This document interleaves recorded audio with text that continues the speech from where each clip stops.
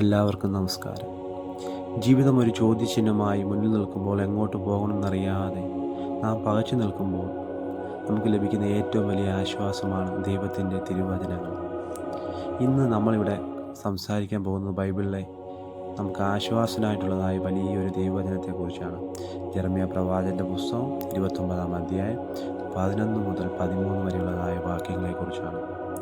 പലപ്പോഴും നമ്മൾ ഈ വാക്യങ്ങൾ പല സ്ഥലത്തായി നമ്മൾ കേട്ടിട്ടുണ്ടായിരിക്കാം. എന്നാൽ ഈ ജീവിതത്തെ മാറ്റിമറിക്കുവാൻ പോകുന്ന ഒരു വലിയ സത്യം അതിൽ ഒളിഞ്ഞിരിക്കുന്നുണ്ട് എന്ന് നമുക്ക് പലപ്പോഴും നമ്മൾ മനസ്സിലാക്കിയിട്ടില്ല. ഈ വീഡിയോയുടെ അവസാനം വരെ കൂടെ ഉണ്ടാവുക. നമ്മുടെ ഓരോരുത്തരുടെയും ജീവിതത്തിലെ പ്രതിസന്ധികളെ പുതിയൊരു കണ്ണിലൂടെ നമുക്ക് കാണുവാനായിട്ട് നമുക്ക് ശ്രമിക്കാം.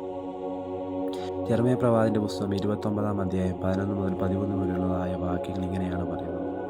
കർത്താവ് അരുളി ചെയ്യുന്നു, നിങ്ങളെക്കുറിച്ചുള്ള പദ്ധതി എൻ്റെ മനസ്സിലുള്ള നിങ്ങളുടെ നാശത്തിനല്ല, ക്ഷേമത്തിലുള്ള പദ്ധതിയാണിത്. നിങ്ങൾക്ക് ശുഭമായ ഭാവിയും പ്രത്യാശയും നൽകുന്ന പദ്ധതി. അപ്പോൾ നിങ്ങൾ എന്നെ വിളിച്ചപേക്ഷിക്കും, എൻ്റെ അടുക്കൽ വന്ന് പ്രാർത്ഥിക്കും, ഞാൻ നിങ്ങളുടെ പ്രാർത്ഥന ശ്രമിക്കും. ഈ വചനം എഴുതപ്പെട്ട കാലഘട്ടം നാം ചിന്തിക്കണം. ഇത് എഴുതപ്പെട്ടത് ഇസ്രായേൽ ജനത ബാബിലോണിൽ അടിമകളായി കഴിയുന്ന സന്ദർഭത്തിലാണ്. തങ്ങളുടെ ദേവാലയം തകർന്നു, വീടുകൾ നഷ്ടപ്പെട്ടു, സർവസ്വവും നഷ്ടപ്പെട്ട ആ സമയത്ത് അതികഠിനമായ സാഹചര്യത്തിലൂടെയാണ് ദൈവം പ്രവാചകനിലൂടെ ഈ സന്ദേശം അവർക്ക് അയച്ചു നൽകുന്നത്. ദൈവം അവരോട് പറയുന്നത്, നിങ്ങളുടെ കഷ്ടപ്പാട് ഞാൻ കാണുന്നുണ്ട്, പക്ഷേ എനിക്ക് നിങ്ങളെക്കുറിച്ചുള്ള വലിയ ഒരു പദ്ധതിയുണ്ട് എന്നാണ്. പലപ്പോഴും നമ്മുടെ ജീവിതത്തിലും ബാബിലോണിലെ അനുഭവം ഉണ്ടാകാം.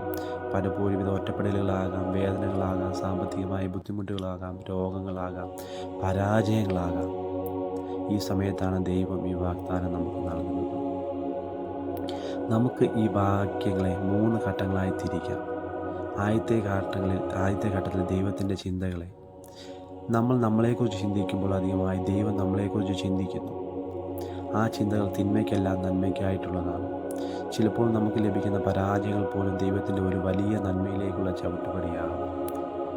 അതിനെ നമ്മൾ കുശവൻ്റെ കയ്യിലെ കളിമണ്ണ് പോലെ ഉടച്ചുടച്ച് വാർക്കണമേ ദൈവമേ എന്ന് പറയുന്നത് പോലെ, കുശവൻ അവൻ്റെ കയ്യിലെ കളിമണ്ണ് പോലെ ഉടച്ചുടച്ച് വാർക്കുമ്പോൾ ഒരു മൺകല ശില്പം ഏറ്റവും ഭംഗിയായിട്ട് വരുന്ന ഉടച്ചുടച്ച് വാർക്കുമ്പോഴാണ്. അപ്പോൾ നമ്മൾ പ്രതിസന്ധികളിൽ, പ്രശ്നങ്ങളിൽ, പ്രയാസങ്ങളിലൂടെ പോകുമ്പോൾ ദൈവം നമ്മളെ ഉടച്ചുടച്ച് വാർത്ത് ഏറ്റവും നല്ല സൃഷ്ടിയാക്കി മാറ്റുന്നതാണെന്ന് നമ്മൾ മനസ്സിലാക്കും. രണ്ടാം ഘട്ടത്തിലേക്ക് പോകുമ്പോൾ പ്രാർത്ഥനയുടെ മറുപടിയെക്കുറിച്ചാണ്. നിങ്ങൾ പ്രാർത്ഥിക്കുമ്പോൾ ഞാനത് കേൾക്കും. ദൈവം പല പ്ലാനുകളും നമ്മുടെ ജീവിതത്തിലേക്ക് ഇട്ടതുണ്ട് എന്നതുകൊണ്ട് നമ്മൾ പ്രാർത്ഥിക്കാതിരിക്കരുത്. നമ്മുടെ പ്രാർത്ഥനയാണ് ആ ദൈവിക പദ്ധതികളെ ഭൂമിയിൽ വെളിപ്പെടുത്തുന്നത്. നിങ്ങൾ മുട്ടുകുത്തുമ്പോൾ സ്വർഗം ശ്രദ്ധിക്കുന്നു എന്ന് ഓർക്കുക. ഇനി അവസാന ഭാഗത്തിലേക്ക് നമ്മൾ പോകുമ്പോൾ ഒരു ചെറിയ ഉദാഹരണത്തിലൂടെ ഞാനിത് പറയാം.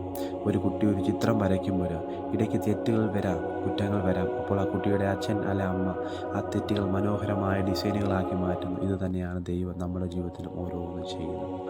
നമ്മുടെ തെറ്റുകളും തകർച്ചകളും ദൈവത്തിൻ്റെ കൈകളിൽ ഏൽപ്പിച്ചാൽ അവൻ അതിനെ ഒരു മനോഹരമായ ചിത്രമാക്കി മാറ്റും.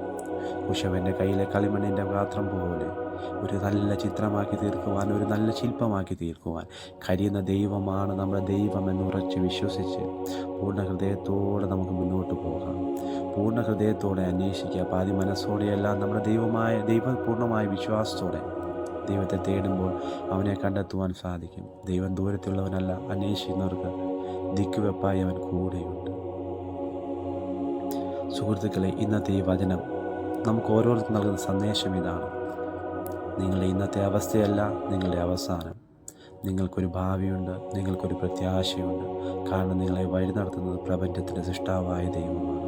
ഈ വിശ്വാസത്തോട് ഇന്നത്തെ ദിവസം നമുക്ക് മുന്നോട്ട് പോകും.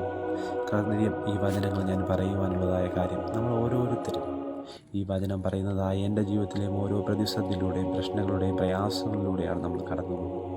പല പ്രശ്നങ്ങളും പ്രയാസങ്ങളും വരുമ്പോൾ ദൈവം ഇത് കാണുന്നുണ്ടോ, എൻ്റെ ദൈവം ഇത് കേൾക്കുന്നുണ്ടോ എന്ന് നമ്മൾ പലപ്പോഴും ചിന്തിക്കാം. ചിലപ്പോൾ ദൈവത്തിനെതിരായി പ്രാർത്ഥനകളും ഫലമില്ല എന്ന് നമ്മൾ ചിന്തിക്കാം. പക്ഷേ അതിലൊന്നും പിന്മാറാതെ പ്രശ്നങ്ങളും പ്രയാസങ്ങളും വരുമ്പോൾ കൂടുതൽ തീഷ്ണതയോടെ നമ്മുടെ പ്രാർത്ഥനകൾ ദൈവസന്നിധിയിൽ സമർപ്പിക്കാം. കൂടുതൽ സമയം ദൈവവചനങ്ങൾ വായിക്കുവാനും പ്രാർത്ഥിക്കുവാനും ദൈവത്തോടൊപ്പം ചെലവഴിക്കുവാനും നമുക്ക് ആരംഭിക്കാം. നമ്മുടെ ജീവിതത്തിൽ മാറ്റങ്ങൾ വരും. കഷ്ടപ്പാടും വേദനയും സ്വർഗസ്ഥനായ പിതാവ് തുടച്ചു മാറ്റും.